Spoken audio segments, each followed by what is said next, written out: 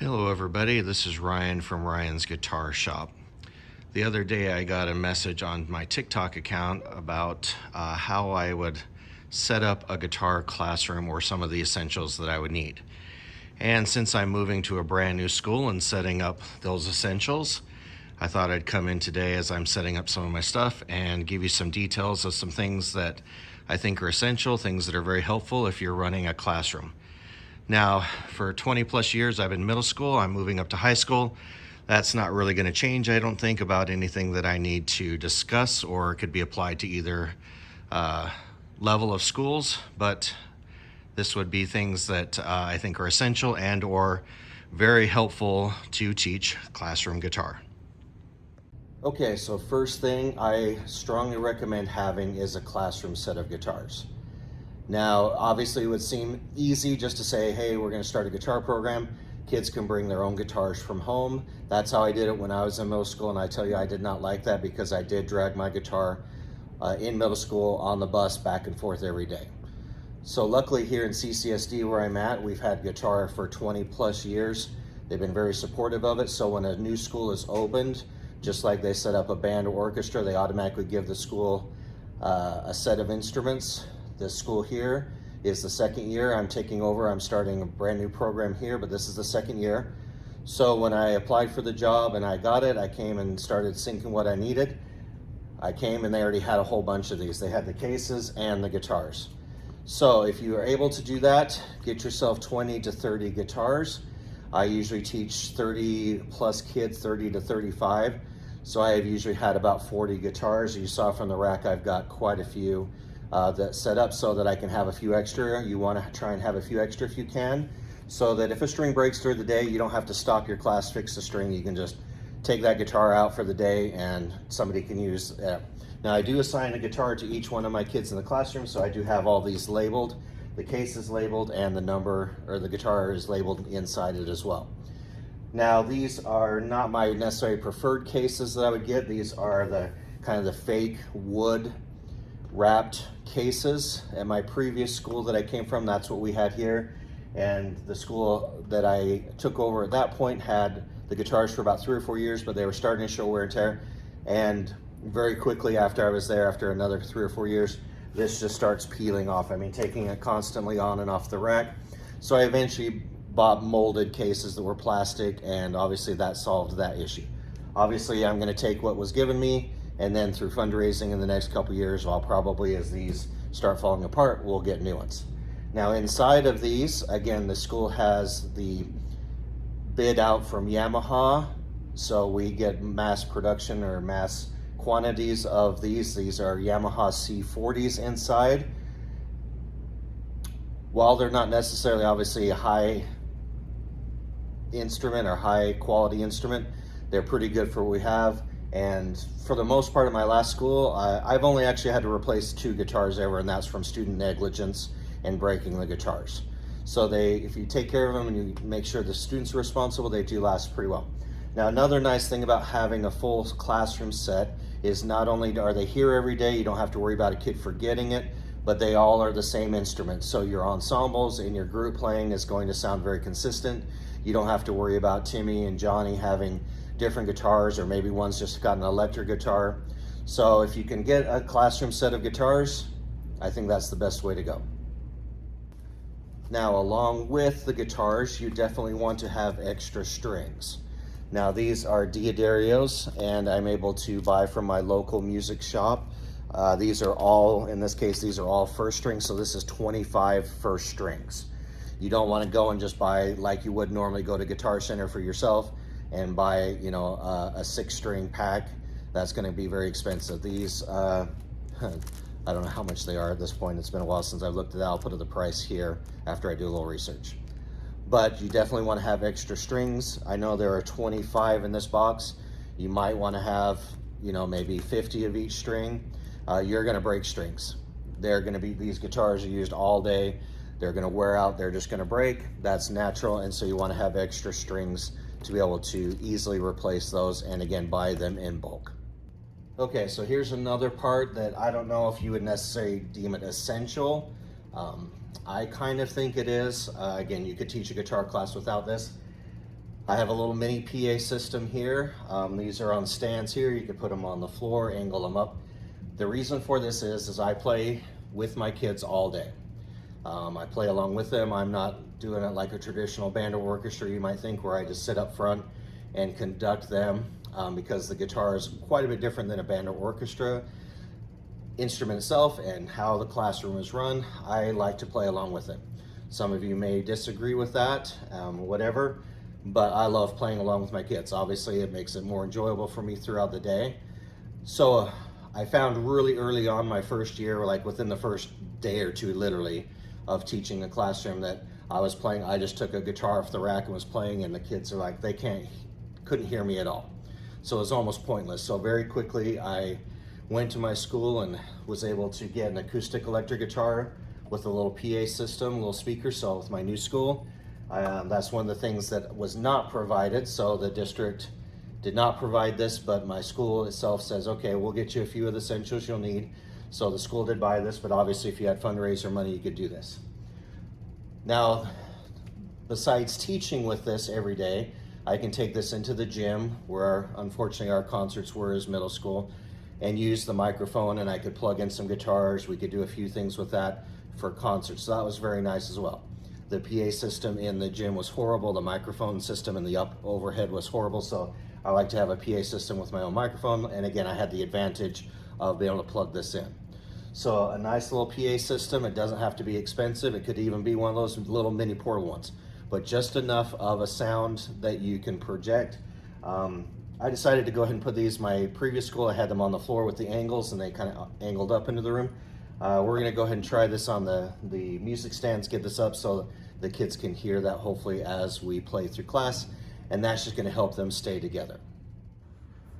Okay, so along with that PA system, you wanna have yourself a nice, good quality acoustic electric. Now I have this steel string acoustic electric, because most of what I play, technically I prefer the steel string.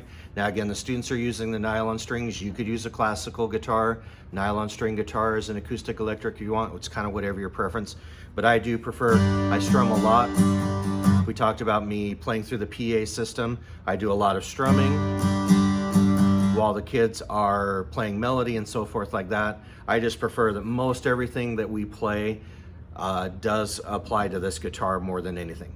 Now I do teach classical techniques to the advanced class. Now since this is a new school, I probably will not have an advanced class this year, but eventually I'll probably buy an acoustic electric classical so that I can make the switch at that point as I need to. Now you definitely want a pretty high quality one. I have, over the 20 plus years, again, I've been using these since pretty much day one. I have gone through 5 or 6 different ones. They are going to wear out. I mean, you're using it a lot. So I used to buy the little Ibanez. They were about $350, $400 a piece. Couple things happened with those. A lot of times the knobs would wear out because I was constantly turning the volume on and off all day. I would teach, sit down, turn on the volume, play, turn the volume off because I didn't want the feedback. So I ran out a few knobs with that. The other problem is on the Ibanez, they had that wing nut or washer nut that however you want to call that, where the cable plugged in. I was constantly turning that and tightening that. If you know, you know. And so either the knob would short out or I would short out the electronics because I kept turning that knob, because I did once have that nut fall off, or the wing nut came off and all the electronics fell in, and let me tell you, that was a pain to put back in. So it's recommended getting one of these. The last time I replaced this, back in December at my old school, just get the more of a high quality. This is the Yamaha. This is the FGTA. They're trans acoustic, as they're calling it. So you can turn this on. I don't have batteries in it right now, but you can turn it on. You get some reverb and chorus. That sounds great. It will play through the PA system. But overall, it's just a nice, sturdy guitar. So that my old school, I had about 6 months. I bought it around Christmas time and I used it every day. So when I came to this new school, this was one other thing that, again, I asked my school to purchase for me to go along with the PA system.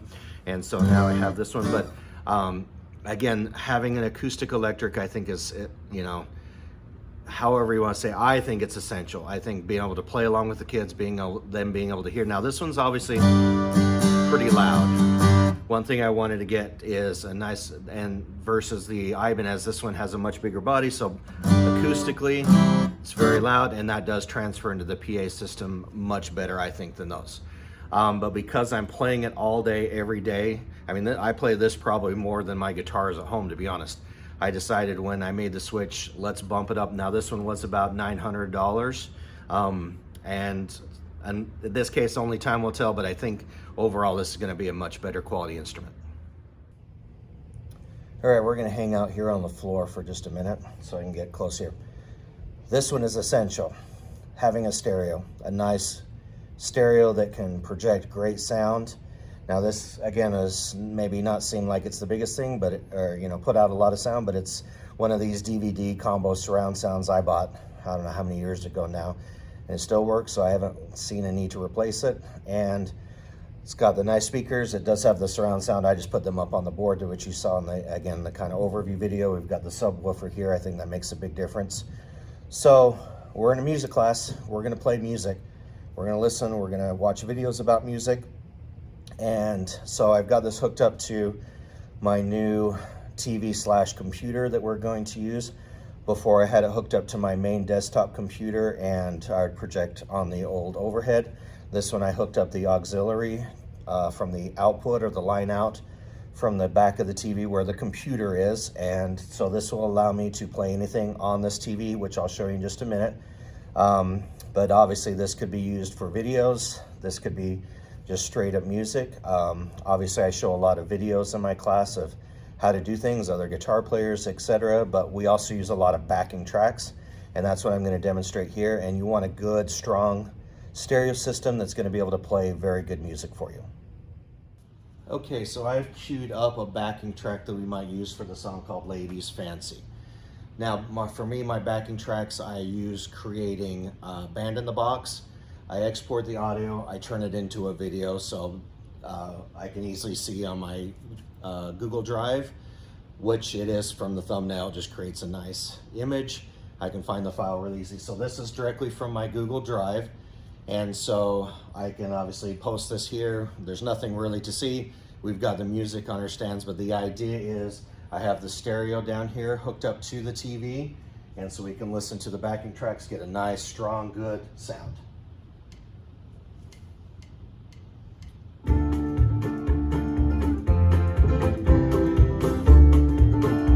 Having the subwoofer, I think, makes a big difference. So not only is it loud, but I'm not hearing it through these tinny speakers from the TV.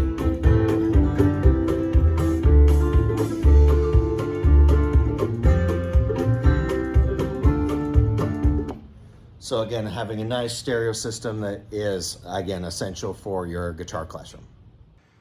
All right, so next up is a music stand. Now I'm not going to use, again, the stand that the district provided. I'm not going to use one of the old stands like this. I'm going to try something a little new. This is something I've got this year we're going to try. Normally I would have the desk over here going to the projector, my old class, and I could kind of control everything. But I like projecting the music on the screen. Okay, in this case, it's going to be the new TV. Now, the nice thing is the kids will still have it on their stand. They're looking at it from there, but they can see this. Now, this is mainly so I can use it to teach. We're going to give a little shameless plug for my beginning guitar basics that can be found on my Teacher Pay Teacher. I've got a whole bunch of supplements for guitar music, but the idea is I'll have the music here on my stand, and this did not come with it. This is my an old Magic the Gathering playmat that I cut down to fit, so I can have it nice and clean. And obviously I have this. Now the reason why I'm going with this is because this nice little tray here, that mouse, is wirelessly hooked up to the computer over there. So I can scroll and I can point. Then the idea is if I have music up there and I need to, I can get off my stool and chair.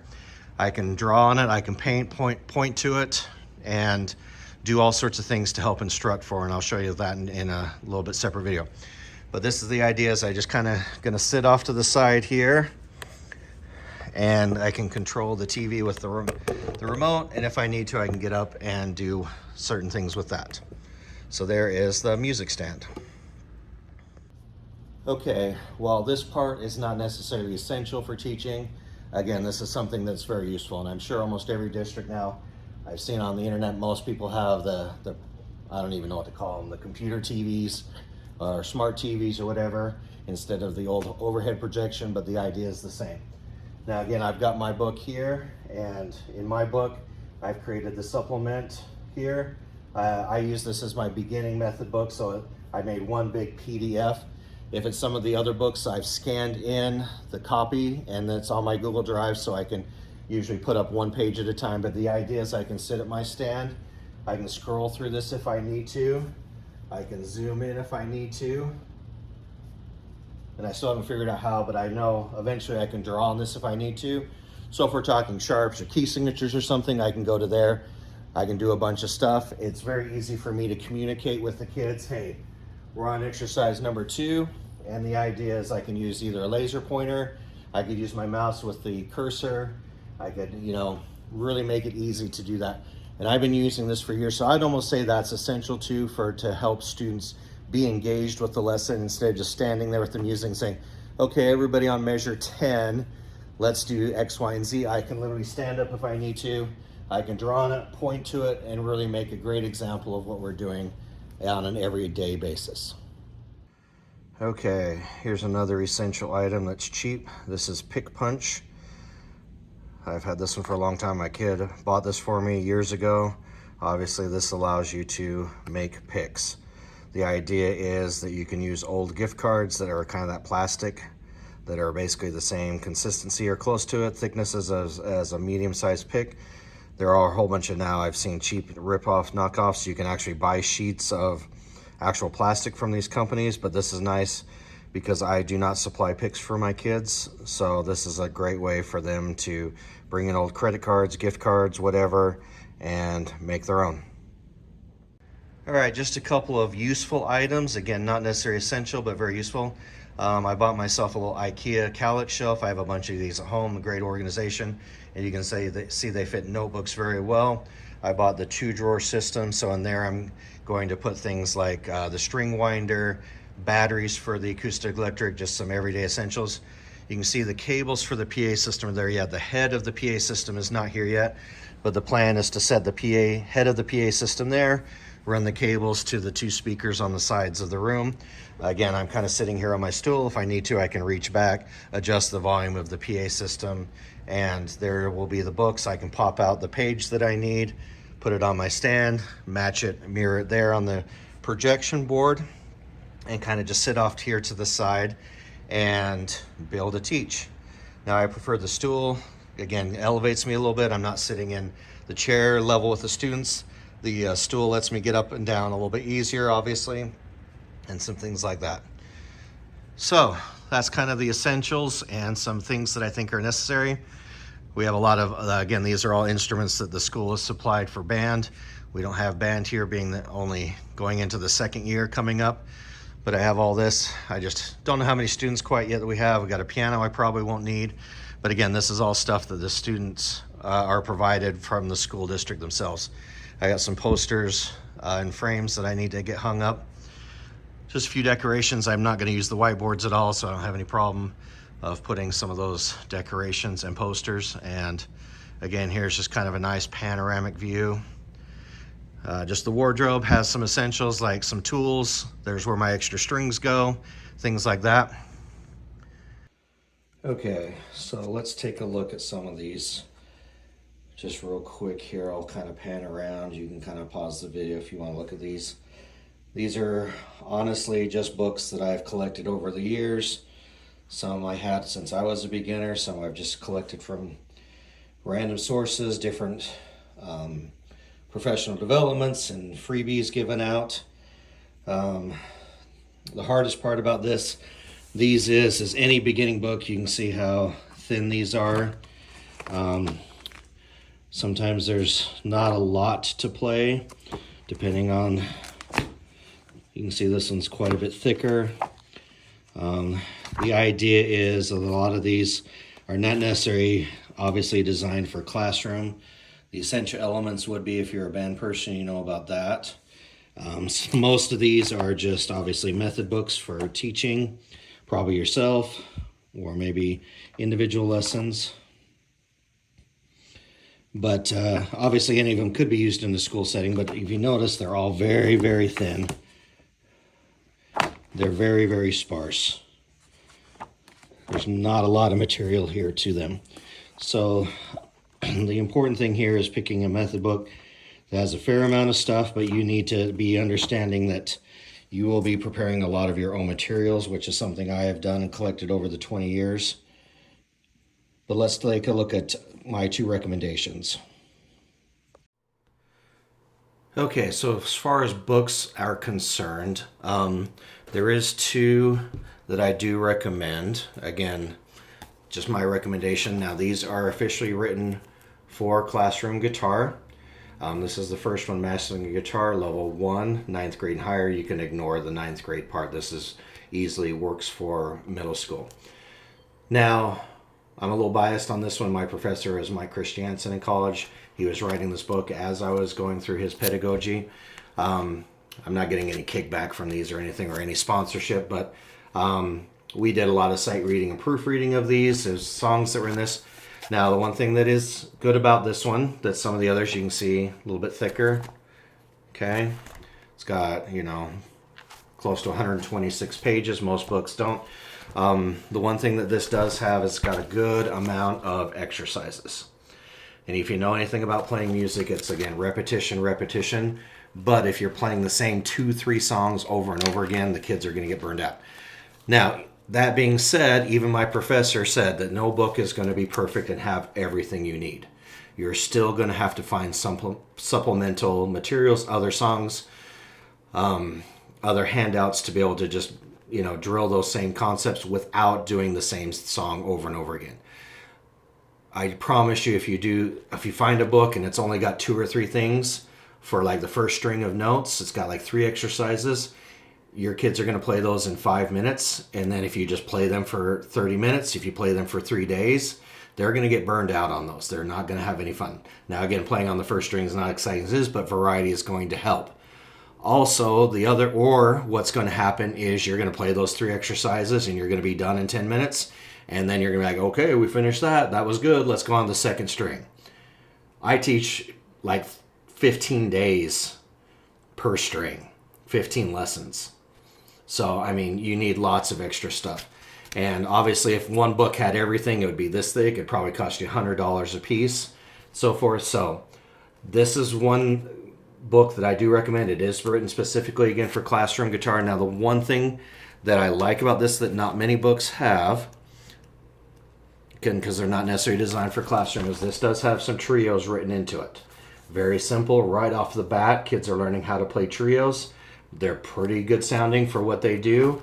So this is a big difference that most method books I have seen don't have because they're not necessarily designed for classroom guitar. Again, they'll work. You can take if it was a book that you learned from your teacher, you could take that. It'll work. But again, you've got to have a lot of material and variety. And again, the amount and quality songs in here are really good. So along with that, so that's for my beginner levels, of course. Okay, now they do have a level 2, so I use this as the intermediate. And the same thing, it's got a good amount of songs in it. Again, huge chunk of, there are 166 pages of this, so it's a good chunky method book. And again, there's good material. Not all of it's perfect. I still have to supplement this a lot and, add a lot. And again, Finale has been my best friend. Now, however you feel about Finale, that's up to you. But from day one, I've constantly made up my own, and we'll show you a few of those supplements that I have in a minute. Other programs obviously are out there and available. Finale has been around for when I was in college, and I just don't want to give it up. I'm so used to it.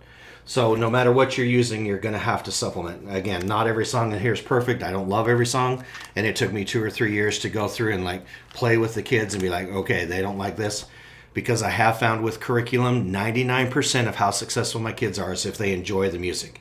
If they don't enjoy the music, they're not going to practice at all. Now, again, I'm not here to teach rock guitar, tabs all day. If they want to do that, that's fine. I teach them how to do some of those. But this is, again, following along like an orchestra or band curriculum would do. They're learning notes. They're learning to play as ensembles. They're learning all the things they need to for guitar. And again, this one has trios built into it. It has some duets. Some are a little bit better than others, and again, you just kind of have to practice and learn which ones are good. There's a quartet in here, like Swinging the Changes. It's a great jazz piece. It's got 4, so here's the individual parts. And then the songs that have the individual parts in the back of the book, there's the whole score. Portraits of Spain, great ensemble piece. So, again, I'm a little bit biased because I had firsthand knowledge of this, but I've been using this one, I've been using strictly at the intermediate. Now, truthfully, I did give up using this one because I did make so many supplemental materials. I stopped having kids buy this one, and one thing I found in beginning guitar is a lot of kids don't want to put any money into it. Parents don't want to put any money into it because they don't know what they're into or if they're going to like it. So I stopped having the kids buy that. So speaking of which, I'm going to again do another shameless plug. So here is my supplemental book. I have it available on Teachers Pay Teachers. I'll put the link in the description below. Now, this is my method book. But it could be just strictly supplemental material. Okay. So for example, I do have, how to teach tablature, how to learn tablature. But the idea is I've purposely put, I put 2 whole pages of just playing simple stuff. Simple exercises. Okay. Tab songs. More tab songs. Extra tab songs. So sometimes we don't get to these in class. I just, hey, you gonna do this? And then I go through chords and notes throughout this book, and I kind of alternate between them both. But for example, again, I'm going to toot my own horn a little bit. So here's where I introduce the second string of notes. You can see on the one page we have 8 full exercises, just introducing them. Second string practice, another 6 exercises. First and second string practice, more second string. So we're now into songs. Now we're playing solos, little jingle bells, a duet of jingle bells, more second string. So again, I've tried to provide weeks of material on, in this case, just the second string. And this to me, because we meet on an every other day basis, so this is a full year. I make it to the end of this book, and I'm lucky to have my graphic arts lady. She prints these out, puts combs on them, and we just give them to the students for free. So, curriculum, it's kind of a touchy subject. You could ask 10 different people what they want. You're going to get 10 different answers. There's mine, and I hope this whole video has kind of helped you out to either help you set up a new program, or if you have a program, here's some ideas of how I've set my classroom up and maybe some ideas you want to try. Let me know in the comments if there's anything that I could help clarify, a specific thing that I do or a specific setup I have, or if you want to share something you have that's helpful, I'll be sure to take a look at it. I'm still learning how to do it even after 20 years. Have a good day.